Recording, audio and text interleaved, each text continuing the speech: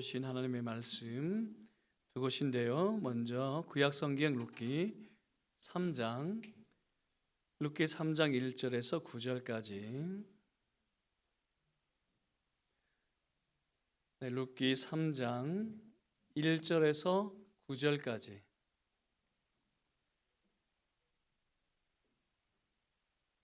네, 3장 1절에서 9절까지 하나님의 말씀을 듣겠습니다. 룻의 시어머니 나오미가 그에게 이르되 내 딸아 내가 너를 위하여 안식할 곳을 구하여 너를 복되게 하여야 하지 않겠느냐. 네가 함께 하던 하녀들을 둔 보아스는 우리의 친족이 아니냐. 보라 그가 오늘 밤에 타작 마당에서 보리를 까불리리라. 그런즉 너는 목욕하고 기름을 바르고 의복을 입고 타작 마당에 내려가서 그 사람이 먹고 마시기를 다하기까지는 그에게 보이지 말고 그가 누울 때에 너는 그가 눕는 곳을 알았다가 들어가서 그의 발치 이불을 들고 거기 누우라. 그가 내 할 일을 네게 알게 하리라 하니 룻이 시어머니에게 이르되 어머니의 말씀대로 내가 다 행하리이다 하니라. 그가 타작마당으로 내려가서 시어머니의 명령대로 다 하니라. 보아스가 먹고 마시고 마음이 즐거워 가서 곡식단 더미의 끝에 눕는지라. 룻이 가만히 서서 그의 발치 이불을 들고 거기 누웠더라. 밤중에 그가 놀라 몸을 돌이켜 본즉 한 여인이 자기 발치에 누워 있는지라. 이르되 네가 누구냐 하니 대답하되 나는 당신의 여종 룻이오니 당신의 옷자락을 펴 당신의 여종을 덮으소서. 이는 당신이 기업을 물을 자가 됨이니이다 하니. 아멘.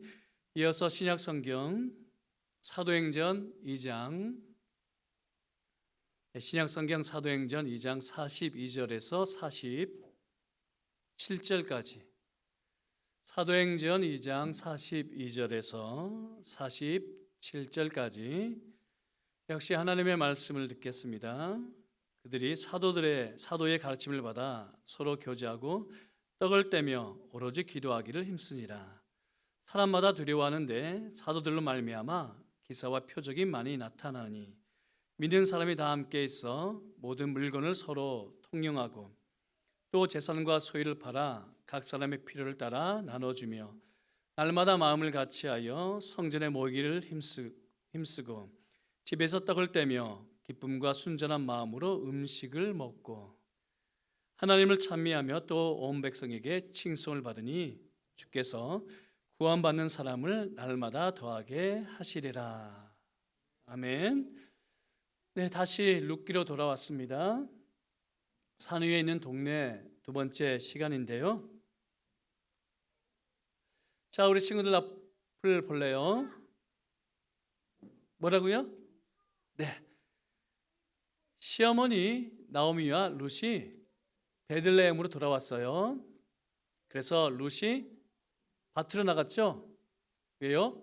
먹고 살아야 하거든요. 그리고 때마침 보리 추수를 하는 때여서 보리 추수를 이삭을 주려고 밭으로 나갔어요. 그리고 우리 친구들 목사님이 이야기를 했었죠. 비록 남의 밭이지만 낯을 대지 않으면 어떻게 해요?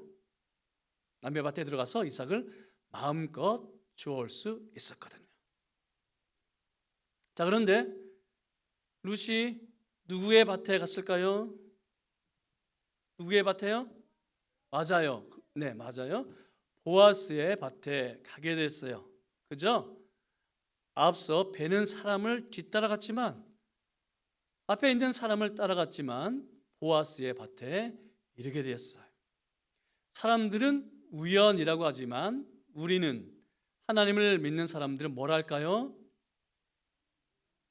네, 섭리, 어려운 말로 섭리. 하나님께서 보아스와 룻을 만나게 해주셨다. 하나님의 손길이 있었다라고 고백을 하죠. 그런데 보아스가 룻에게 무엇을 해줬을까요? 첫 번째, 딸이라고 불렀어요. 여전히 다른 사람들은 모압 여인이라고 차별을 했지만 구별을 했지만 보아스는 룻을 향해서 딸이라고 불러줬죠. 그리고 자신의 식탁으로 초대를 해서 점심을 먹여줬어요. 그리고 룻을 보호해 주었는데요. 나의 밭에 머물라. 보리 추수부터 밀 추수를 할 때까지 나의 밭에 머물라 라고 했고, 또 남자들이 룻을 함부로 건드리지 못하도록 해줬어요. 그리고 아예 곡식 다발에서 이삭을 뽑아 룻 앞에 놓아라. 그래서 룻이 마음껏 편하게 이삭을 주워 갈 수 있도록, 자루에 넣어 갈 수 있도록 해줬어요. 무엇을 보여줄까요? 예수님을 보여준다고 했었죠. 예수님께서 아무런 자격이 없는 우리를 아들이라, 딸이라고 불러줘요.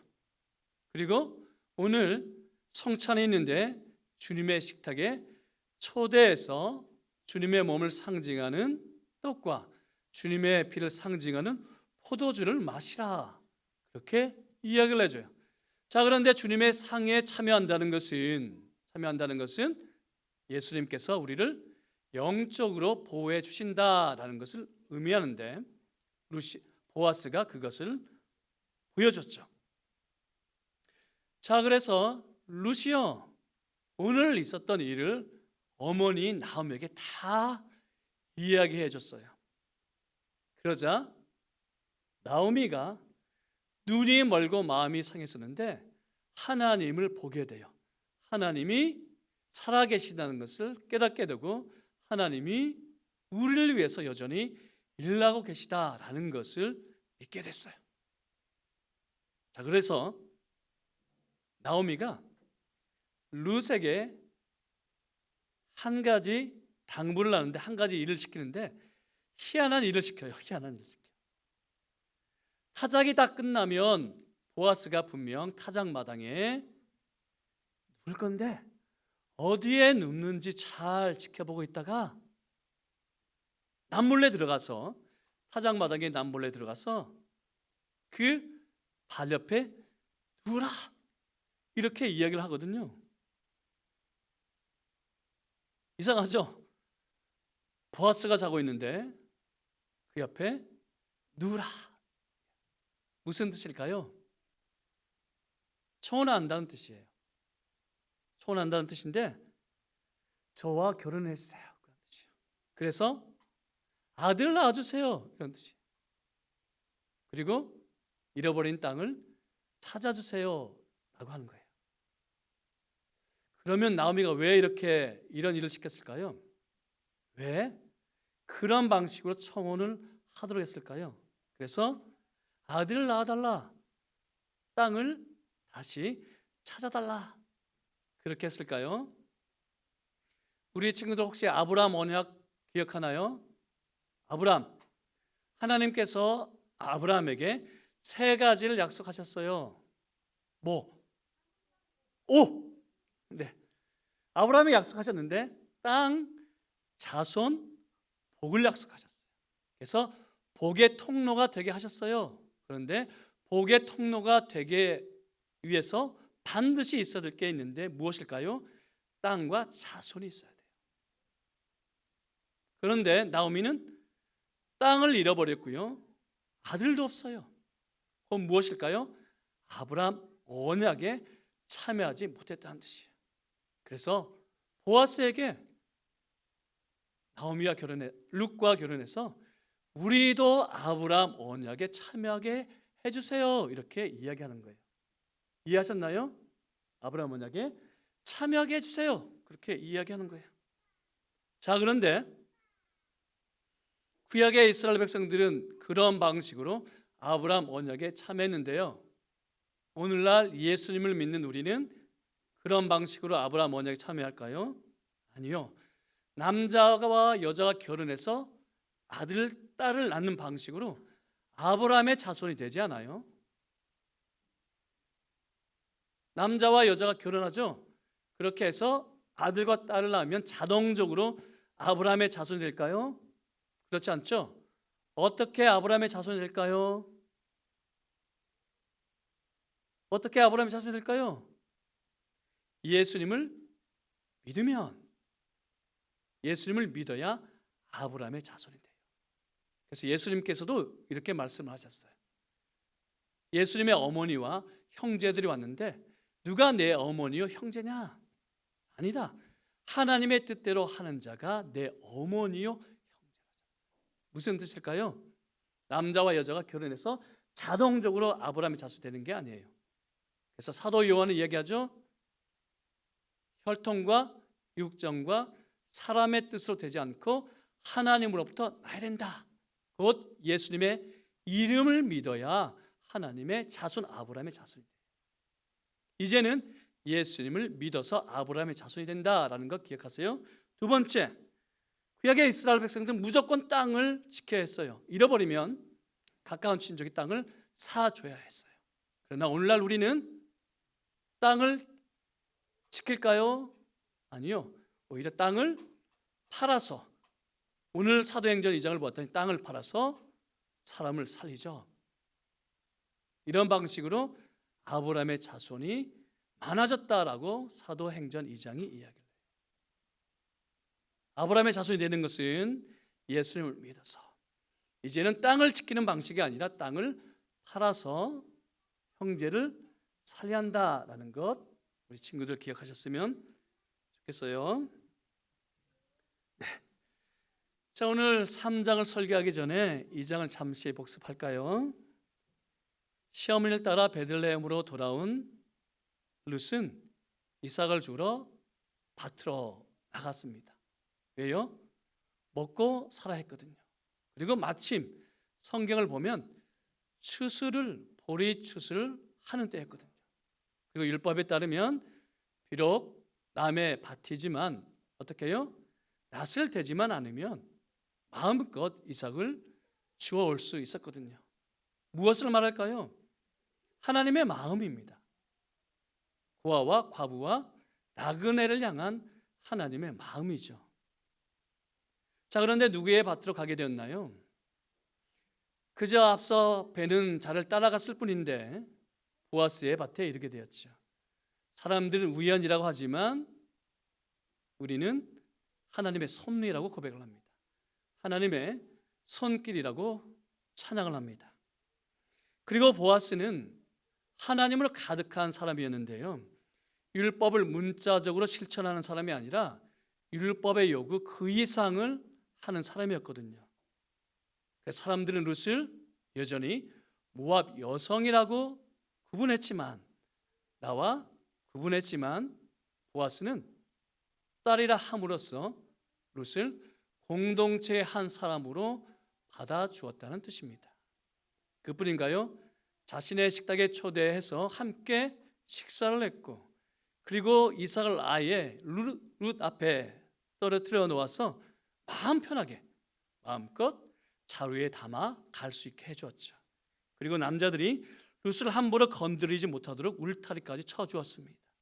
마치 하나님께서 아무런 자격이 없는 우리를 아들이라 그리고 딸이라 부르시고 주님의 만찬으로 초대하여 주님의 살과 피를 마시게 하는 것처럼, 그리고 우리를 사나운 이리로부터 영적으로 보호해 주시는 것처럼 보아스는 룻에게 하나님의 날개 아래에 거하는 자가 받는 복이 무엇인지를 아주 매우 구체적으로 보여주었습니다. 그러니 누가 살아날까요? 눈이 멀고 마음이 상한 나오미까지 살아나지 않습니까? 룻이 그날 있었던 일들을 모두 이야기하자 마치 죽음에서 생명으로 부활하는 것처럼 죽었던 나오미가 살아났습니다. 무엇이라 이야기할까요? 보아스가 복받기를 원하노라 하면서 보아스는 참으로 살아있는 자와 죽은 자에게 은혜 베풀기를 그치지 아니하도다. 살아있는 자와 죽은 자에게 은혜 베풀기를 그치지 아니하노라라고 믿음의 고백을 하지 않습니까? 그리고 나오미는 룻에게 신신당부하기를 다른 밭으로 가지 말고 보아스의 밭에 머물라. 그러니까 보리 추수부터 밀 추수를 할 때까지 대략 7주 동안, 오순절 성령 강림 7주 동안 머물라. 자, 그런데 이제 타작을 할 때가 뒤였습니다. 여기 혹시 타작을 해보신 분이 계신가요? 혹시 보신 분이 계신가요? 타작을 하면 어떤 일들이 벌어질까요? 고대 이스라엘에서는 온 마을 사람들이 함께 타작을 했던 것 같습니다. 그동안 추수했던 것을 한 곳에, 한 타작 마당에 모아서 온 마을 사람들이 함께 타작을 했던 것 같아요. 그래서 타작을 하는 날에는 마을 잔치가 열렸겠죠. 또 한 해 농사를 마치고 추수를 했으니 얼마나 기뻤을까요? 음식을 함께 먹고 포도주를 마시며 즐거움을 나눴겠죠. 자, 이러한 분위기를 볼 수 있는 또 다른 행사가 있는데요. 이스라엘의 양털 깎기를 하는 날이었습니다. 첫 번째 장면이 나발 사건인데 다윗이 사울을 피해 바란 광야에 있었습니다. 거기에 나발이라고 하는 사람이 살고 있었어요. 나발이 양털 깎기를 했습니다. 그러자 다윗이 종들을 보내서 무엇을 요청할까요? 은혜를 베풀라, 곧 음식과 포도주를 나누어 달라, 그렇게 이야기를 했어요. 왜요? 잔칫날에는 지나가는 사람에게도 음식과 포도주를 나누어 주거든요. 자, 그리고 다윗의 아들 솔로몬이 쿠데타를 일으켰습니다. 어떤 날로 잡을까요? 양털 깎는 날 잡죠. 양털 깎는 날을 잡아서 암논과 다윗의 아들들을 초대를 했죠. 그러자 술에 취한 암논을 죽여버리지 않습니까? 이렇듯 이스라엘 사회에서 양털 깎는 날, 그리고 타작하는 날은 온 마을에 잔치가 벌어졌습니다.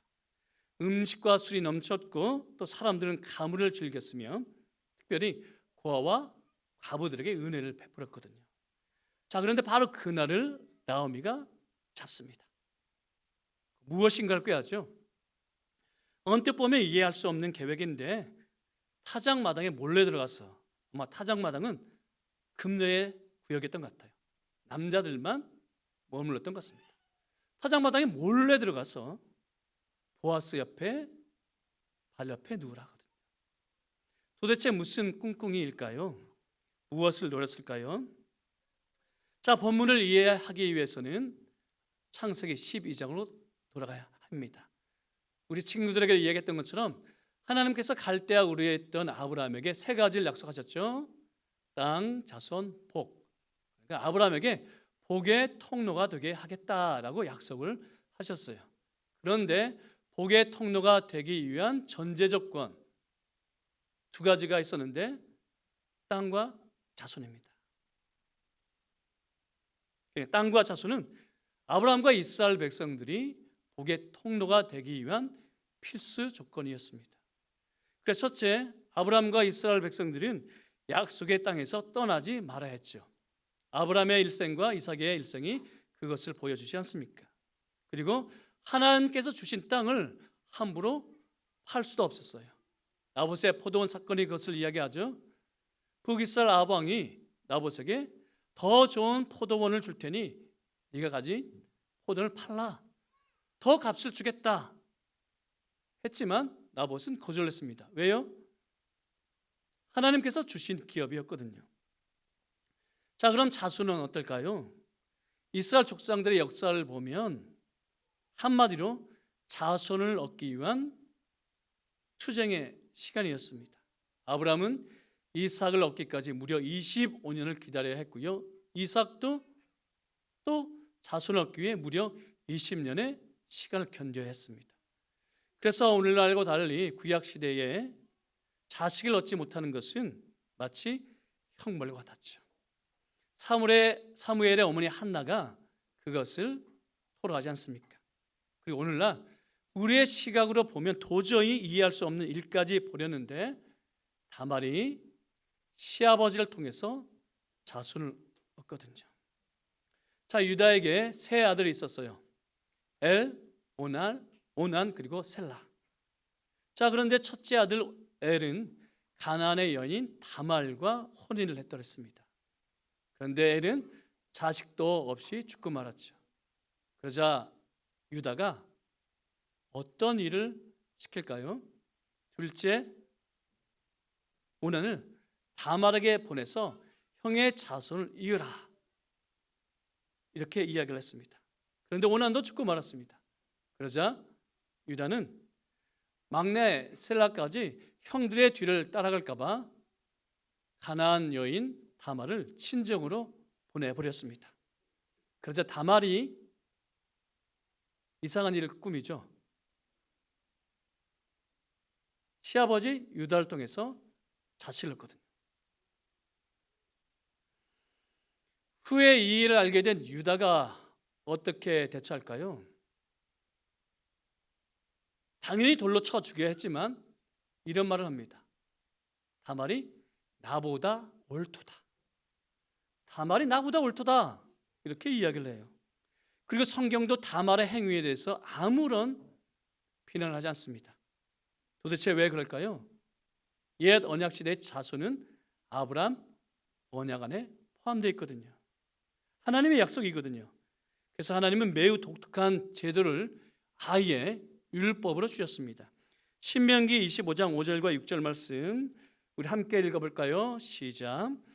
형제들이 함께 사는데 그중 하나가 죽고 아들이 없거든 그 죽은 자의 아내는 나가서 타인에게 시집가지 말 것이요, 형제가 그에게로 들어가서 그를 맞이하여 아내로 삼아 그의 남편의 형제된 의무를 그에게 다 행할 것이요, 그 이름이 이스라엘 중에서 끊어지지 않게 할 것이요. 수원법 또는 계대 결혼법, 수원법 또는 계대 결혼법이라고 합니다. 자, 그럼 왜 이렇게 해서라도 자손을 얻으려 했을까요? 첫째, 아브라함 언약에 따르면 온 세상에 복이 되기 위한 조건이었거든요. 자손을 이어야 했습니다. 둘째, 아담 언약에 따르면 구원자는 여자의 후손으로 와야 했기 때문입니다. 여자의 후손이 뱀의 머리를 상할 것이라 말씀하지 않으셨습니까? 다시 강조를 하면 아브라함 언약에 따르면 자손은 아브라함과 이스라엘 백성들이 복의 통로가 되기 위한 조건이었습니다. 아담 언약에 따르면 구원자가 누구를 통해서 올까요? 여자의 후손을 통해서 오거든요. 그래서 아브라함과 이삭은 오랜 불임을 견뎌야 했고, 한나도 그저 불임의 고통 때문이 아니라 여자의 후손을 통해서 이스라엘 구원하실 것을 내다보았기 때문에 사무엘상 1, 2장 제가 종종 예로 들면서 강조를 했었죠. 단지 내가 아이가 없어서 불임의 고통 때문에 분인 나에게서 학대를 받은 것 때문에 간구하는 게 아니라 여자의 후손을 통해서 하나님께서 이스라엘 구원하실 것을 내다봤기 때문에 아들 달라 했고, 내게 아들 주시면 하나님께 드리겠나이다 라고 서원을 해드렸죠. 자, 그런데 언약 백성인 유다가 하나님의 이 약속을 믿지 못하여 막내 세라를 다말에게 주지 않았어요. 그러자 이방 여인 다말은 놀랍죠. 언약 백성이 하나님의 약속을 지키고 있지 않는 때에 누가요? 이방 여인 다말이 하나님의 구원은 여자의 후손을 통해 온다는 것을 믿었기 때문에, 그리고 온 세상의 복이 되기 위하여 자손을 이으려 했습니다. 그래서 다말은 예수님의 족보에 오르지 않습니까? 이렇듯 땅과 자손은 하나님의 언약에 참여한다는 것을 의미했고, 반대로 땅과 자손이 없다는 것은 하나님의 언약에 배제된다는 것을 의미했습니다. 그러니 나오미가 무엇인가를 해야 하지 않을까요? 왜냐하면 보아스는 가까운 친족이어서 기업 물을 자의 조건을 갖추었거든요. 그리고 보아스도 이것을 알고 있었어요. 룻기 2장 14절 말씀,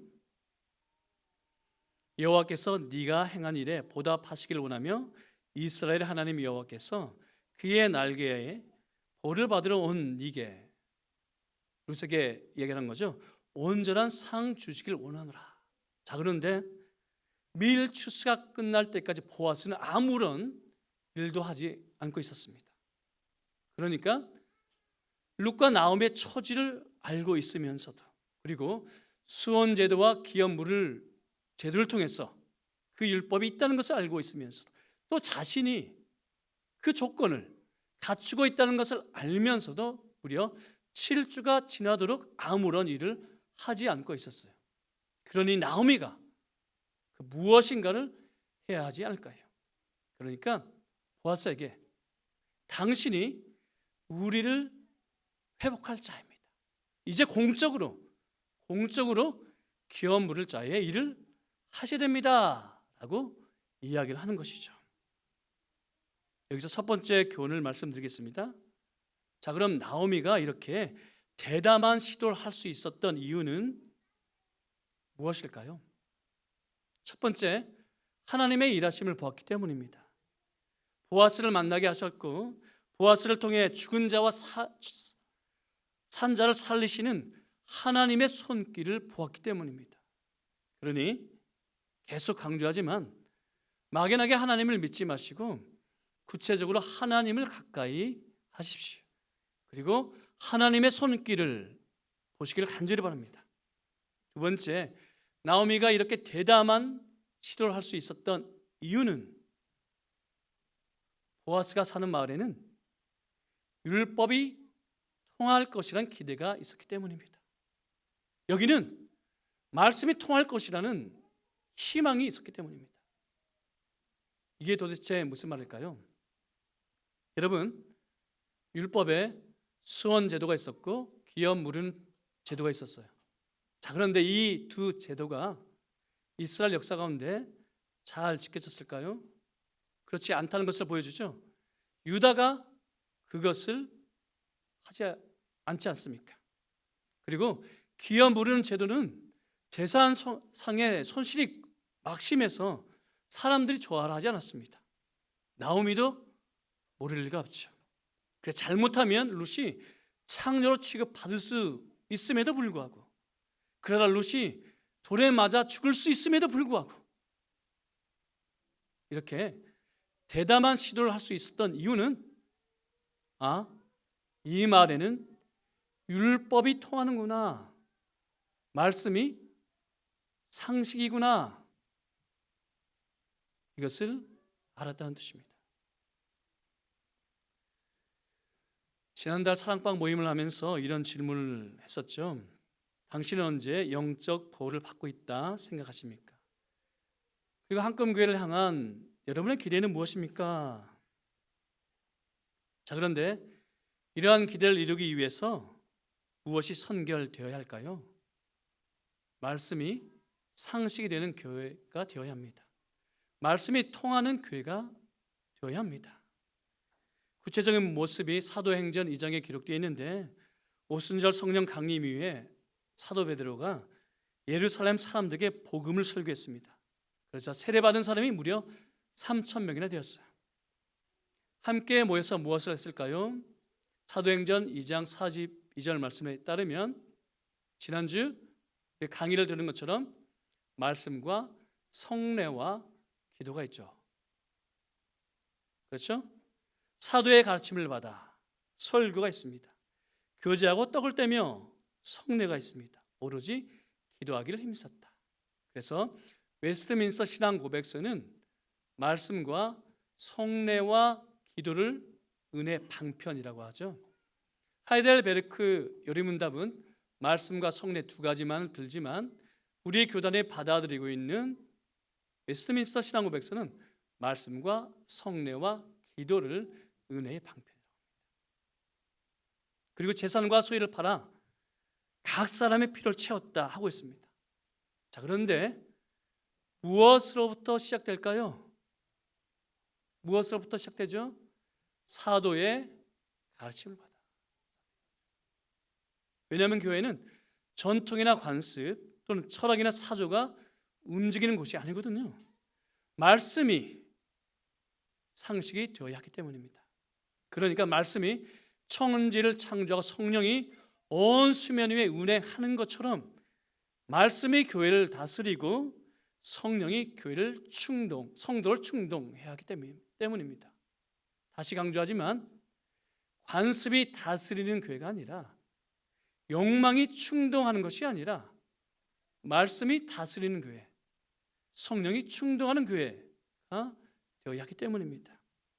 그러니 말씀을 듣는 일에 최선을 다하시길 간절히 바랍니다. 그러면 어떤 일이 벌어질까요? 누군가는 이 교회는 말씀이 통하는 교회구나라는 것을 보게 되죠. 말씀이 통하는 교회구나. 말씀이 상식이 되는 교회구나. 과연 하나님께서 다스리시는 교회구나. 그러면 나오미처럼 하나님을 향하여 담대한 일을 시도하지 않을까요? 우리 한꿈교회가 이런 교회가 되길 간절히 소망합니다.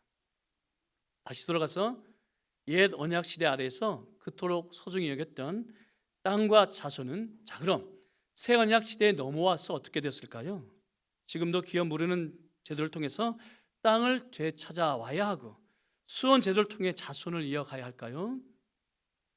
예수님께서 공생의 사역을 하실 때에 어머니 마리아와 형제들이 찾아왔습니다. 그래서 누군가가 예수님께 말을 건넸겠죠.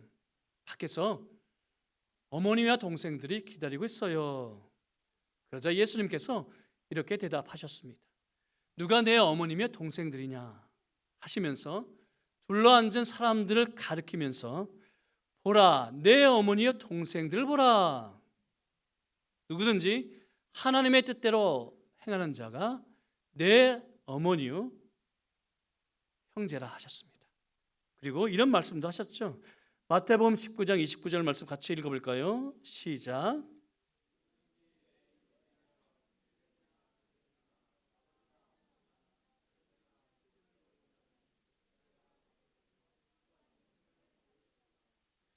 자 그러면 예수님을 위해서 그리고 복음을 위해서 가족을 버리면 욥처럼 그런 방식으로 받을까요? 그러니까 자신의 몸에서 낳은 아들과 딸로 받는다는 뜻일까요? 교회 식구로 받습니다. 그래서 예수님께서는 십자가에서 요한에게 이렇게 말씀을 하셨죠. 마리아를 가리켜서 내 어머니니라. 유교적인 관습에서 나는 세상을 떠나니 나 대신 마리아를 잘 부탁한다 이런 뜻일까요? 아니요. 예수님의 십자가 죽음과 부활 그리고 승천으로 곧 교회가 태어날 것인데 이제 너희가 예수 그리스도의 피로 한 식구가 되었다 이런 천국 백성의 선언입니다. 그리고 여러분 예수님은 내 이름을 위하여 무엇을 파는 자가요? 토지를 버린 자도 그렇죠. 토지를 버린 자도 100배나 받을 것이라 약속하셨습니다. 여러분 놀랍지 않나요? 옛 언약 시대 아래에서는 토지는 함부로 팔 수 있는 게 아니었습니다. 왜냐하면 토지는 하나님의 것이었거든요. 그런데 예수님께서 말씀하시기를 토지를 버린 자는 100배를 받을 것이라 하셨습니다. 자 그런데 오순절 성령 강림으로 이 땅에 드디어 하나님의 교회가 태어났는데 어떤 일들이 벌어질까요? 사도행전 2장 45절 말씀 또 재산과 소유를 팔아 각 사람의 필요를 따라 서로 통용하고 그리고 사도행전 4장과 5장을 계속해서 보면 바나바도 자기 밭을 팔아 사도들의 발 앞에 두었고요. 그리고 비록 그 값 얼마를 감추었지만 아나니아와 삽비라도 토지를 팔아 사도들의 발 앞에 두었습니다. 자 그럼 왜 초대교회 성도들은 율법이 금지했던 토지를 팔기 시작했을까요? 예수님의 말씀처럼 토지를 판 자는 100배나 받을 것을 믿었기 때문이죠. 물리적인 땅으로 아니라 영적인 복으로 받을 것을 믿었기 때문이고 따라서 새 언약 시대에서는 땅을 사서 사람을 살리는 것이 아니라 땅을 팔아서 사람을 살려야 한다는 것을 깨닫기 시작했기 때문입니다. 그래서 기업 무르는 제도와 수원법은 비록 사라졌지만 그 목적은 성취가 되었죠. 교회 안에 핍절하는 자가 없어졌기 때문입니다. 그 결과 날마다 마음을 같이하여 함께 모이기를 힘썼고 기쁨과 순전한 마음으로 하나님을 찬미했습니다. 그러니 온 백성에게 칭송을 받았고 믿는 사람들은 더 많아졌습니다. 그러니까 수원법과 기업 무르는 제도를 영적으로 실천하자. 땅을 팔기 시작하자. 하나님의 자손들이, 아브라함의 자손들이 교회 안에서 끊임없이 생산되기 시작했다, 이런 뜻입니다. 사랑하는 한금교회 여러분, 하나님께서는 아브라함에게 땅과 자손을 주시겠다 하셨고 복의 근원이 되라 하셨습니다. 그래서 아브라함과 이스라엘 백성들은 기업 무르는 자가 되어 친족의 잃어버린 땅을 사주어야 했고 수원법을 지켜 형제 자손이 끊어지지 않게 해야 했습니다. 그러나 우리는 더 이상 이 기업 무르는 제도와 수원법을 지키지 않지만, 문자적으로 지키지 않지만 지혜로운 천지가 되어 하나님께서 우리 손에 맡기시는 것을 나눠줄 때 교회 안에 아브라함의 자손들이, 하나님의 백성들이 끊임없이 생산된다라고 약속을 합니다. 이런 은혜가 우리 한금교회 가운데 충만하기를 간절히 소망합니다. 기도하겠습니다.